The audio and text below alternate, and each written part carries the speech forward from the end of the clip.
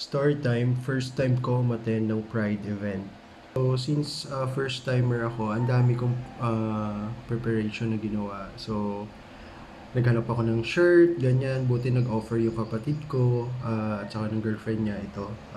In-offer nila sa amin. Binigay, actually bigay sa amin ng partner ko. And umorder ako ng maraming item online. Tapos, ang nakakatawa, walang dumating on time. Umorder ako ng pang ganon, wristband, etc. Ang dumating lang ay yung flag. At least may flag. I really don't know what to expect that time. Mainit, ang daming tao, ganyan. Pero, isang malaking bagay na umano sa akin is nung ah, kasi ang ginawa namin, nanood na lang kami ng parade. Nanood pero nandun kami sa pinakatabi talaga and sinimulan namin ng simula talaga yung mga nadaan sa parade. So, lahat ng dumadaan sa parade, pinabati namin ng Happy Pride. And iba pala yung pakiramdam, iba yung pakiramdam ng nasa community na alam mo kayo, pare-pareho kayo ng sentiments, pare-pareho kayo ng pinaglalaban. And makikita mo yung greetings, yung simpleng greetings sa Happy Pride na lahat kayo nagbabatian ng ganon. Sobrang sarap sa pakiramdam. Alam mo yung mainit, pagod ang kakaiba yung panahon, pero 'pag nandun ka sa community parang gusto mo na lang yakapin yung time na yun, to appreciate that moment na meron tayo at least one day na magkasama-sama. Sobrang malaking bagay yun, especially for those people na hindi nila ma-express yung sarili nila. Sobrang laking bagay nun. So, ang sarap ng pakiramdam. Talagang lahat nagi-greet, lahat kami, ang energy ang taas kahit yung mga pawisan na, kahit pagod na. Medyo nakakahinaya nga lang na hindi natuloy yung concert. Pero medyo ano din naman kung tinuloy yun, medyo nakakatakot din kasi marami yung nakapasok sa loob na hindi talaga sila part ng community or ally.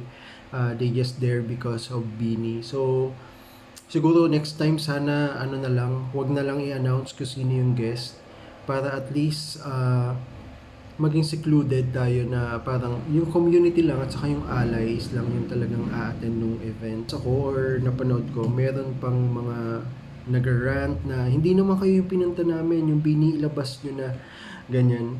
So yung iba sa community natutuwa na, oh, buti nga hindi natuloy yung event.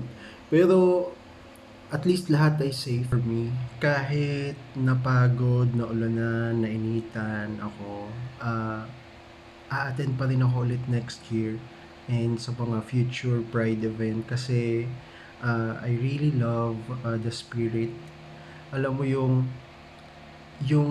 community na doon ka belong, yung community na may pinaglalaban at saka yung community na gusto lang naman i-express yung love at saka i-express yung sarili nila ay nagsasama-sama. Sobrang sarap sa feeling. And hopefully next year, sana mas maging maayos yung event, matuloy yung concert, mas maging organized. And siguro kasi yung panahon naman, di din talaga natin masabi, gawa yung weather natin, hindi na talaga natin ma-predict kung uulan or aaraw ba.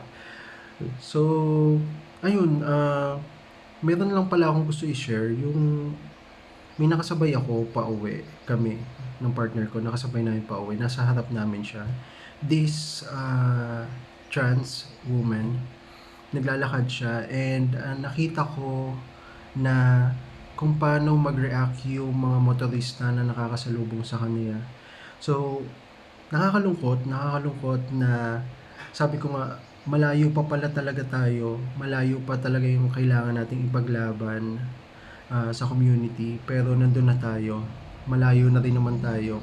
So yun, nakakalungkot lang na may discrimination pa din. Yung simple nga ano ka ng mag pride shirt ka na mayroong statement, medyo nakakakita ka pa rin ng mga reactions of people na uh, alam mo yung may panghuhusga pa rin. But hopefully talaga maayos to. kung anong kailangan sa batas, SOGI bill, sana talaga at least mabigyan pansin kasi 'di ba, ang tagal ng may batas para sa mga pets natin, sa kababaihan. Pero bakit sa community, bakit siya natitengga ng gano'ng katagal? Siguro it's about time.